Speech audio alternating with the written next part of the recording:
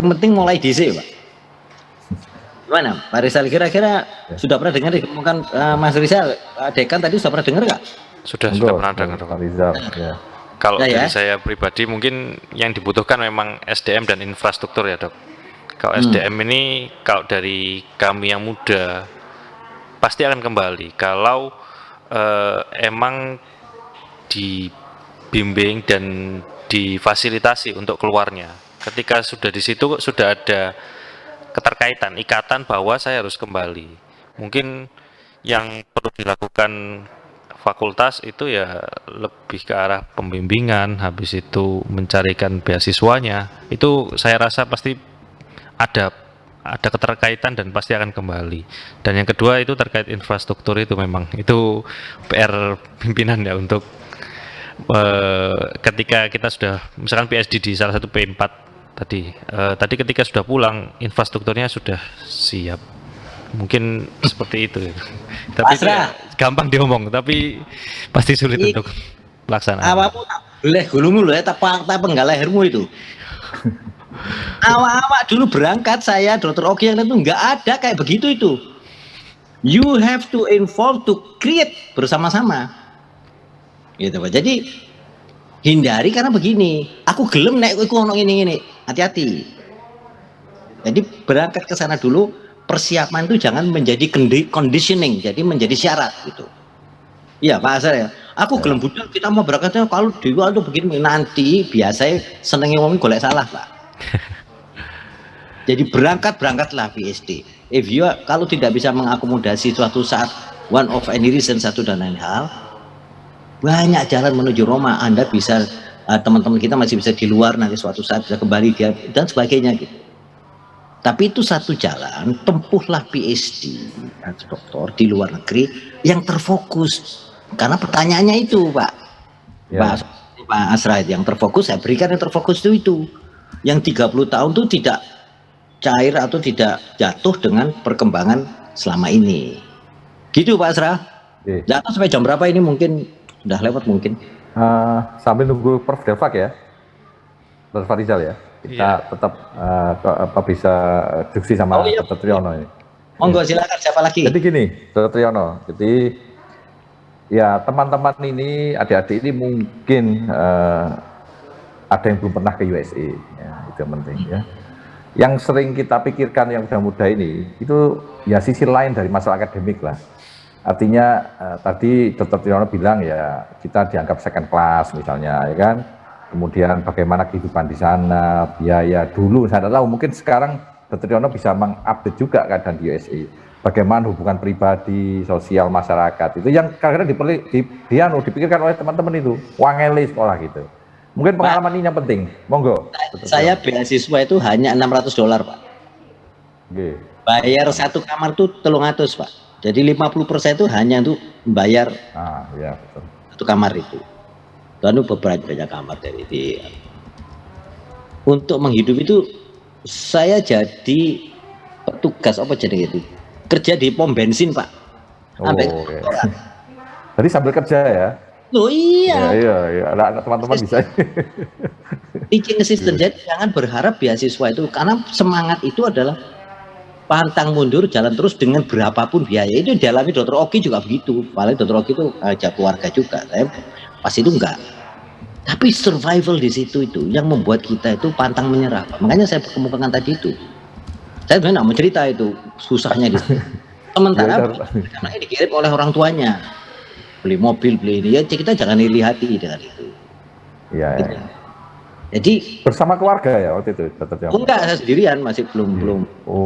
Gitu. Itu setelah tahun ketiga mau selesai baru menikah. Jadi, waktu sendiri di sana itu Pak, hidup saya itu hanya itu karena target 4 tahun harus selesai. Dan dari 18 yang diseleksi itu 9 yang lolos. Alhamdulillah yang lulus duluan 4 tahun setengah itu saya Pak. Yang lainnya 19 orang itu tahun ke-6. Molor ya. Molor di reproduksi itu ya, di bagian of gene. Jadi mereka dari reproduktif endokrin gitu. Tetapi saya dapat support setelah mengajar menjadi teaching assistant.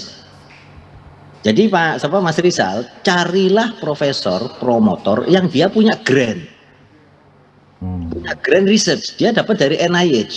Strategi nih ya. Nah, jadi grand research itu yang mencari talent PhD students gitu. Jadi mahasiswa doktoral yang terampil, yang berbobot, yang layak untuk membantu dia gitu. Kemudian saya Pak Azra itu dibimbing oleh PPDS yang mau selesai sebagai mentor. Di tengah jalan dia membelokkan saya, jadi mau dibuat subjek saya itu jadi diabetes itu. I like you to teach him, I like you to teach you how to teach him gitu. Itu promotor saya Pak.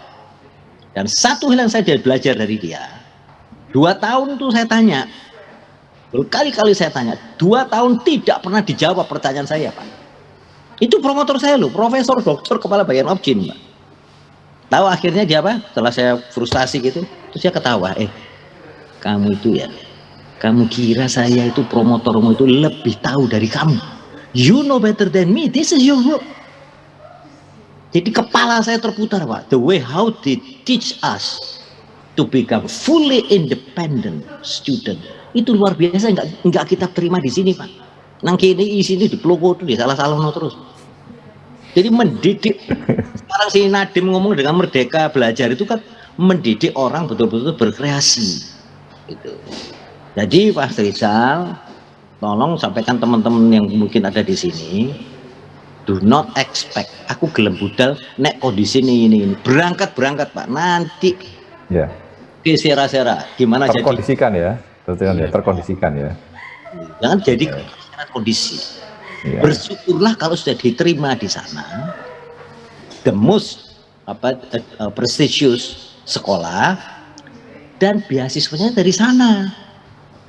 Termasuk yang mahal itu penelitiannya, di samping bayar ya. Kalau di Ivy League di Yale, Harvard itu kan sudah 80.000 tuh per tahun, hanya untuk setiap tahun loh ya.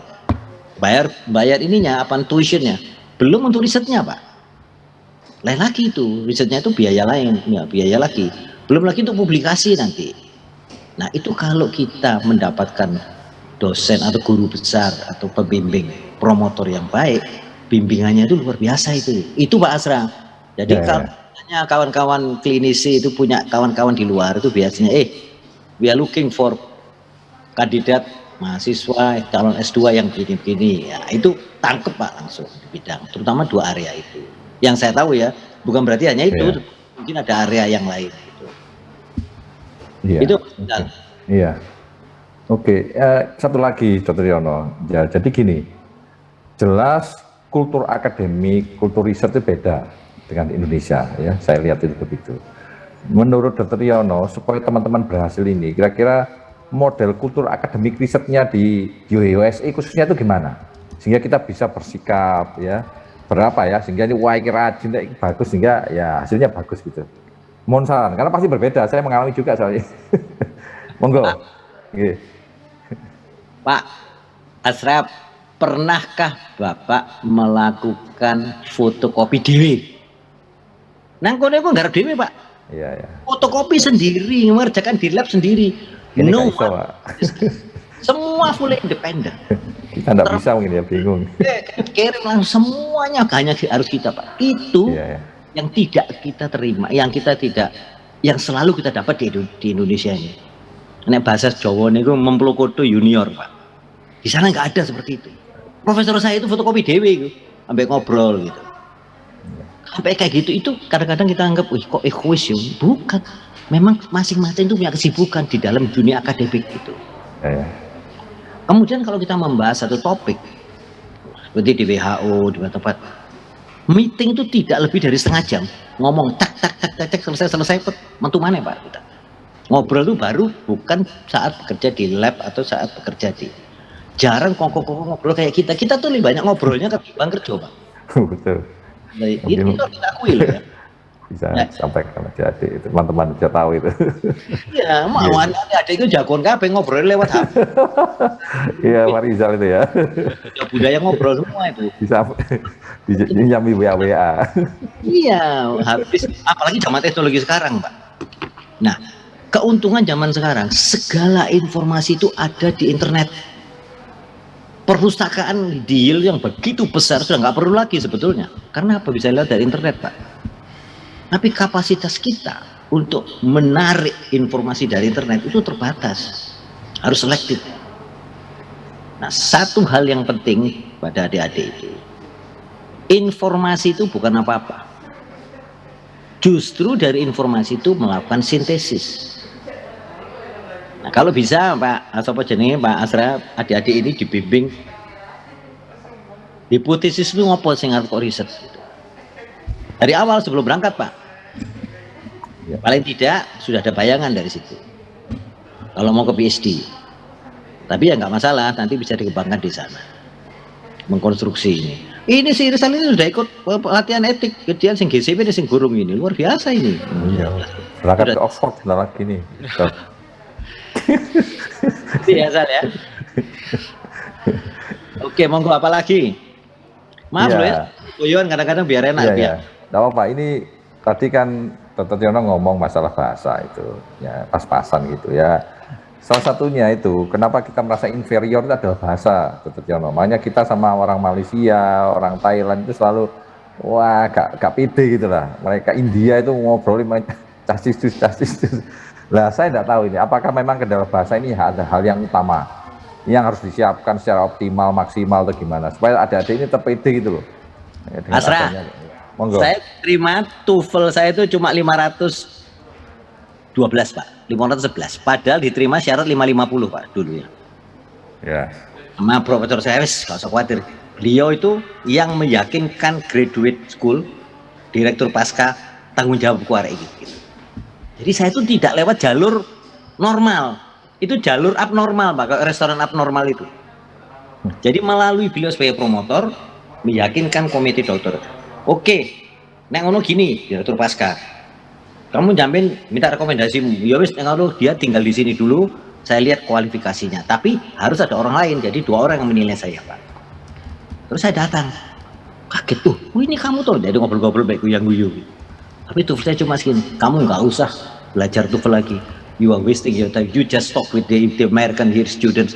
You will get used to with the English. Saya berangkat ke Amerika gak iso bahasa Inggris Pak, karena saya di Lombok dulu itu. Dulu nggak ada yang kayak begini, cuma radio belajar dari radio Australia. Lama-lama bisa-bisa sendiri dengan kita berkumpul dengan orang-orang asing itu. Iya. Yang kedua Pak, saya itu dulu ngerekam Pak.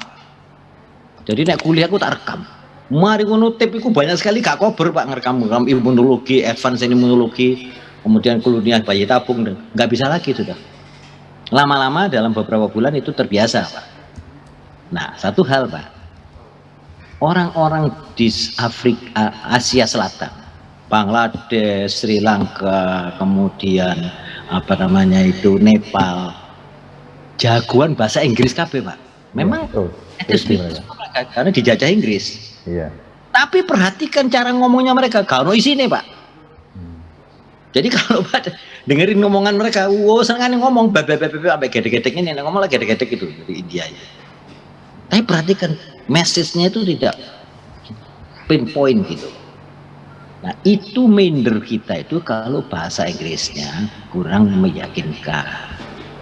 Tapi orang di sana itu maklum, orang asing itu bahasa Inggrisnya siapapun. Di sini orang Cina tak pakai bahasa Inggris Pak dulu itu. Tapi sekarang Cina sudah melebihi kualitasnya dari Amerika sendiri. Jadi Mas Rizal, kita bahasa ibu bukan bahasa Inggris. Kawan-kawan yang mau menyiapkan diri bisa dibimbing, kemudian nanti dijegurno, mereka pasti akan bisa bahasa Inggris dengan lebih lancar. Gitu. Dr. Farizal, mungkin ada pertanyaan? Sudah hadir Prof. Dava belum ya? Belum ini masih. Iya, monggo Dr. Farizal. Ini ada yang tanyakan dari teman-teman. Silakan, mumpung masih ada waktu. Bagus ini tak kira atas waktunya. Silakan. Mungkin lebih pertanyaan teknis ya dok. Kira-kira yang dipersyaratkan itu apa saja sih? Selain tadi mungkin sudah disebutkan bahasa Inggris. Yang perlu kita persiapkan dari sekarang itu apa dok? Statement of purpose. SOP. SOP. Jadi SOP itu cara menyusunnya nggak bisa saya jelaskan sekarang, nanti perlu khusus itu. Ada beberapa poin-poinnya itu. Mulai dengan apa dulu, jelaskan. Nanti saya berikan contoh sesi tersendiri aja. SOP-nya itu. Yang pasti mengapa Anda memilih jurusan ini. Ini enak kalau bikin SOP, karena sudah ada visi dari Fakultas Kedokteran. Berarti yang menerima itu tahu Pak Asra. Oh, ini balik nang negara ini karena akan membangun institusi. Gitu. Sama waktu saya dulu membuat Citizen of Purpose itu karena negara Indonesia mau membangun reproductive health center dan saya akan kembali ke situ. Orang-orang di sana itu akan hati-hati Pak menerima mahasiswa kalau mereka mencari kerja di Amerika gitu Pak. Iya, ya. Nah itu jelas, makanya langsung saya nangkep, waduh Pak Budi sudah membuat satu statement ya. Dan itu ada rekomendasi, ada resmi bahwa the Faculty of Medicine will establish bla bla bla bla bla and we need. Langsung nomor 1 sampai diterima. Apalagi kalau ada kolega di sana yang mau mendidik sampean itu. Banyak Pak orang di Amerika, di berbagai negara, di Eropa yang membantu itu. Tuliskan di dalam statement of purpose itu. Nanti didukung oleh rekomendasi dari salah satu rekomendasi dari fakultas. Misalkan Pak Dekan nanti membuat to whom it may concern, itu rekomendasi itu biasa disebutkan the dean of the faculty bla bla bla. Apalagi kalau ada programnya. Itu Pak. Yang kedua, mengapa Anda membuat itu, latar belakangmu apa? Kenapa itu penting? Kalau misalnya tahun depan mau berangkat atau 2 tahun lagi, dari sekarang itu sudah dirintis, disiapkan mengambil kuliah, mengambil kursus yang berkaitan dengan minat bidang area tadi itu. Jadi itu menjadi CV-nya, menjadi track record, ini loh persiapan yang saya lakukan untuk merintis ke sana gitu.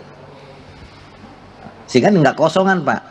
Karena yang menerima itu promotor atau yang disurati secara pribadi tidak pakai jalur resmi ya. Jalur koboi, jadi jalur dari belakang, bukan jalur yang ke dosen pasca, ke fakultas pasca, ke graduate study office gitu. Kalau dikirimkan ke pasca sarjana, yang menerima itu administrator cuma lihat checklist ini, nah baru diserahkan ke direktur. Nanti direktur baru ngirim ke siapa yang berminat membimbing ini gitu. Atau ada masing-masing universitas punya sistem yang berbeda. Tapi Pak Asra, kalau kita ngontak langsung pada profesornya, itu jauh lebih efisien, lebih kuat, yang dia yang akan meyakinkan pasca gitu loh. Ya, betul strategi ini ya. Ada strategi. Kalau sudah ada dipegang profesornya yang mau memberikan rekomendasi, kuat ya. Kuat. Yang di sana ya, betul. Buat tadi itu AI sama P4M. Si Lero itu sudah pensiun di Providence ya, di mana tuh di Boston situ. Tapi ribuan orang itu, ratusan ribuan orang itu murid-muridnya Pak, terpencar di mana-mana. Jadi itu bisa lacak siapa-siapa orangnya itu Pak. Itu, jadi masuk stem cell juga. Yale juga ada stem cellnya gitu. Oke, Sal? Ya. Oke dok. Kok nggak ada ya suara dari yang lain ya? Yang peserta nggak dikasih peserta yang lain itu. Coba tuh ada pertanyaan. Ada yang WA kita ini tanyaannya. Ini berapa yang tanya? Langsung terus ada di chat langsung ke saya chatnya, nggak ke everyone ya. Kamu tuh banjir pertanyaan Pak. Ya. Mungkin ini pertanyaan dari saya saja dok. Jadi gini ceritanya.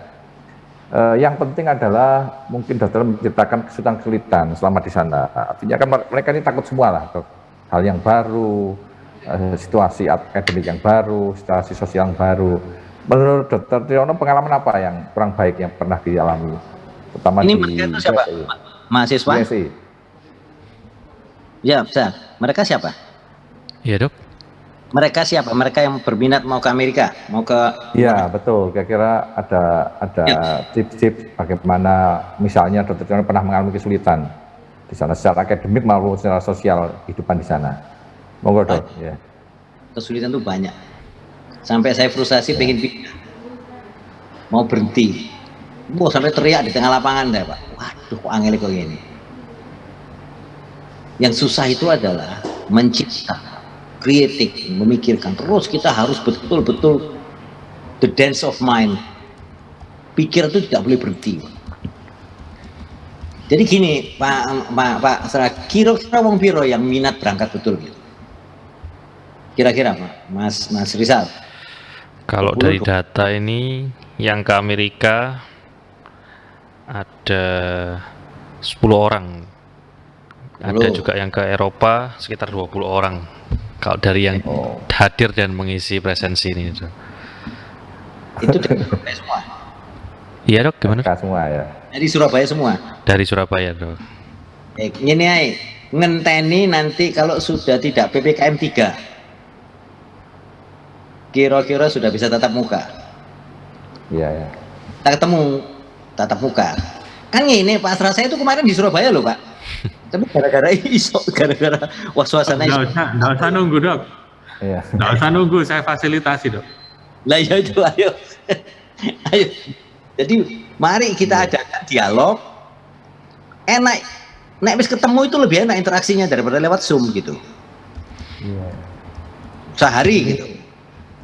Ini ada Prof Budi Pikir ini mau tanya ini, monggo Prof. Pak Budi. Loh, Pak Budi kok suara niku termasuk operatornya grup. Nggih, monggo Prof. Profesor. Mungkin ada yang komentar atau tanya, monggo Nggak mau Prof. sekolah loh saya mau komentar aja. Iya. Ayo, Mas Monggo, Budi. monggo Prof. Jadi kita ini perlu orang-orang yang visioner ya. Kalau Arto Triano visionernya tingkat nasional ya. Saya visionernya Surabaya. Nah ini kemarin kepengen ini lah, mengembangkan mRNA itu. Jadi kepengennya ya nggak usah lari ya, jalan pelan-pelan ya, demi-demi ya. Ini yang mau diajak yang mau jalan ini kayak sulit ya. Ada dua hal. Pertama itu kedua stem cell. Jadi kalau sekarang itu kan sudah obstacle ya, mau majukan lagi kan kelihatannya masih sulit ya. Itu mengembangkan begini. Jadi kan fibrosis. Nah fibrosis itu dibuat kardiomesis. Jadi siapa yang mau saja ini? Nah, Pertama ya nanti in vitro, ada transdiferensiasi dari fibroblast ke kardiomesis, kemudian animal study ya. Ya ini saya sulit sekali ya mengajak ini adik-adik muda ini ya. Gak usah lari lah, kita jalan biasa ya. Tapi kayak masih ya susah mengajak. Biasanya kalau yang tua tanya, ini di luar negeri belum dikerjakan, justru kita mengerjakannya di luar negeri belum dikerjakan. Itu yang bisa di depan mata itu ini loh, menggerakkan mRNA itu begini. Jadi untuk COVID itu kan yang utama itu kan H2R. Jadi ini mengembangkan mRNA untuk membuat struktur H2. Maksudnya itu kerjasama sama Purdue ya. Jadi nanti dibuatkan mRNA dibuatkan juga, kita kemudian vitro dulu gitu. Tapi ya sudah setahun ini saya belum dapat yang bisa diajak. Kalau saya kan sudah tua ya, bisanya cuma provokator aja. Ya mungkin itu aja ya, terima kasih. Oke, terima kasih Prof atas komentarnya. Mungkin Dr. Triyono atau Dr. Dani ini bisa menyampaikan. monggo Pak Doni. Iya. Dari Prof Oke, Budi nanti Pikir. saya carikan kader Prof Budi. Ini tugas saya ini nanti nyarikan kader buat panjenengan. Insya Allah Prof. Nanti saya ini sudah kontak Pak Rizal, nggak tahu nanti Pak Rizal nyarikan siapa. Dan nanti mudah-mudahan ada adik-adik yang bisa menjadi istilahnya ngenger dulu di panjenengan Prof. Biar ketemu ngobrol dulu nanti arah risetnya seperti apa. Terus kemudian tentang mRNA itu nanti kelanjutannya bagaimana. Misalnya nanti saya carikan Prof. Banyak kok adik-adik yang bisa kita arahkan ke sana. Insya Allah bisa Prof. Gitu. Pak Asra, kalau saya boleh usul gini Pak, kan ini baru satu dari Pak Budi ya, juragan grup ini ya. Pasti banyak lagi yang seperti beliau ini gitu. Iya ya. Pasti banyak Pak. Saya kan sering japrian dengan beliau ini. Tapi lah aku adonan Jakarta sini Pak. Oke saja. Kemudian keluarlah list of activities, list of priority activities, prioritas itu Pak. Yang nanti bisa dikemas, bisakah itu nanti diakomodasi, difasilitasi sehingga apa yang dirasakan oleh Pak Budi ini bebannya bisa berkurang gitu. Bisa melaku. mRNA itu udah setahun yang lalu kita ngomong itu. Waktu rame ya Pak Budi waktu masih vaksin. Ya, kita apa namanya ya kita ada satu langkah di depan dah, kita bukan depan jauh itu aja kan sulit. Biasanya kita ngikuti orang jalan, kita ngikuti. Ini sekali-sekali ya kita jalan di depan satu langkah sedikit itu rasa banyak. Dan belum tentu ada di UNER, bisa saja. Dan itu kita kalau tadi yang mengenai artificial intelligence itu apa namanya workstation bioinformatik itu loh, kita nggak punya ya, atau paling enggak nanti LIPI menyediakan bisa diakses ke Indonesia kan enak ya, LIPI menyediakan lengkap. Sekarang perkembangan obat kan dari situ ya, dari bioinformatik dulu, baru in vitro, animal, terus manusia. Dan juga mengembangkan ini ya, selain stem cell itu ada namanya organoid ya. Jadi kalau kita mau tes obat ya, itu mungkin tidak binatang dulu atau manusia dulu, langsung culture-nya apa namanya, jantung misalnya ya, atau culture-nya liver. Jadi namanya organ itu jadinya bukan dalam bentuk organ enggak, tapi apa namanya, sistem yang terkecil dari sel itu yang berfungsi sebagai organ. Jadi kita bisa ngecek farmakokinetik, farmakodinamik. Ya kita punya ini, punya diaspora itu dokter siapa namanya, Nugraha itu ya, siapa namanya lupa saya, Nugraha. Ya bukan oleh UNER kan ya, dia itu dari SMA, lupa saya, di Jakarta belajar apa namanya, di Nanjang itu belajar, jadi makanya ahlinya scaffold dan stem cell. Dulu itu bekerja di Universitas di Swiss, tapi sekarang sudah setelah ini kita bisa kerjasama tuh, mengembangkan organoid culture tadi. Saya kira kan nanti kan itu bisa dikerjakan ya. Di lab di sana kan cukup lengkap, mungkin perlu ditambah ya. Yang mungkin belum ada itu magnetic cell sorting gitu. Dulu sudah ada ya, Dr. Ramdhani ya. Magnetic cell sorting itu yang sorting itu profetik bisa kayaknya itu, Prof. ya, maksudnya bukan yang apa namanya, alatnya sudah ada belum ya, harganya 4 Oh ya, itu yang saya belum tahu. Oke, kayaknya belum ada itu cell sorting. Saya memberi alat itu ya untuk stem cell ini harus dipurifikasi ya. Sudah dipurifikasi, disuntik itu nanti kan jadi bermacam-macam. Kalau jantan dari saya itu ya, jadi yang ini yang di luar belum ya, ini masih ada yang mimikan juga seperti itu. Jadi kita tidak suntik stem cell dari luar, tapi miokard yang di jantung itu dengan teknik mungkin diberi apa Mirna, Sirna ya, dan HDAC ya, disuntik di situ mungkin dengan lipid nanopartikel ya. Dan nanti miokard fibrosisnya jadi miokard. Kan itu kan hebat sekali nih. Tapi ya perlu tim yang banyak ya. Kalau saya saja nggak mungkin menjaga. Siap, kalau kantor aja. Kami carikan. Jadi saya lebih mudah nggih, IPS ya, Prof ya. Ya, saya cuma ide-ide saja.